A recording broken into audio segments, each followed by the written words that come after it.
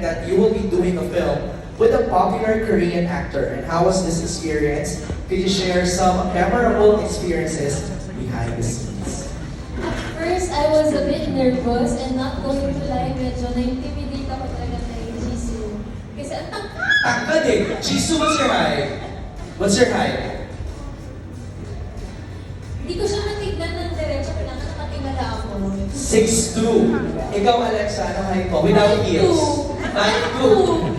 5'2" on a good day. On a good day.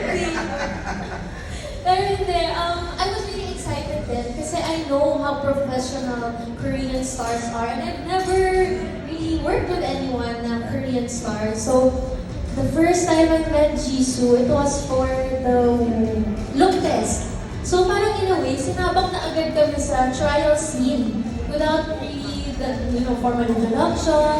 So I was a bit intimidated, pero I saw in his eyes, wow, na-open naman siya. So kinabalan ko na po yung mukha ko, kinausap ko, nakipag-eksena ako sa kanya, and nagbibigay talaga siya. Kahit feeling ko hindi niya ako naintindihan minsan, nagbibigay talaga siya. Mahirap yun eh, no? Yung parang, hindi ko alam kung maiintindihan ba ni Jisoo yung emotions na No, not the nais mo. emotion, more on the Tagalog. Yeah. Because I feel like he's a really smart actor, so with the emotions, hindi ko na-understand the right away. Right. Tapos yun, day by day, natutuwa po ako sa kanya kasi nakita ko na nag-open up siya sa amin lahat. Like, sa una seryoso siya, pero nung pang ilang shoot na namin, nakikipagbiroan na siya, nagjo-joke na siya, tapos nagpapaturo po siya mag-Tagalog.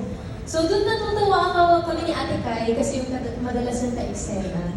Natutuwa ako sa kanya na nagpapaturo siya mag-Tagalog, tapos nagkikwento siya about his life in Korea, tungkol sa dogs niya, tapos mahilig din siya sa mga stray animals. So sabi ko, ay, magiging friends tayo. Pet friendly. Yes. Let's ask Jisoo this time. How was it working with Alexa? It was an honor to be work with famous star. Yeah, she's really kind and sweet, and even she's younger than me, but she's very mature. And she helped me to get used to on the set.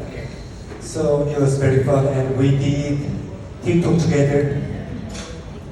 Yes, TikTok video, TikTok. Yeah, so it means like we are friends. Right.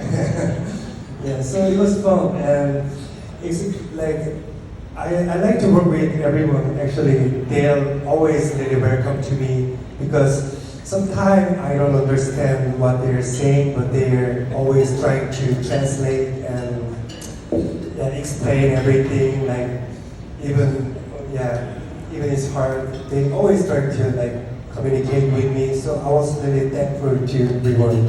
Yes. Richard, nakita ko sa trailer, parang meron kayong heavy scene together ni Jisoo.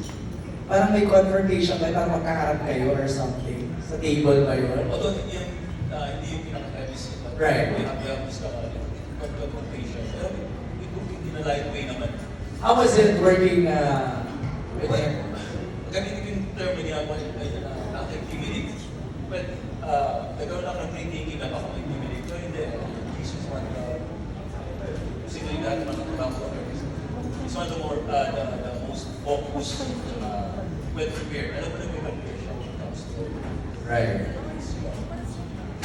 Wow. Well, good job. Good job, Jisoo. Most focused.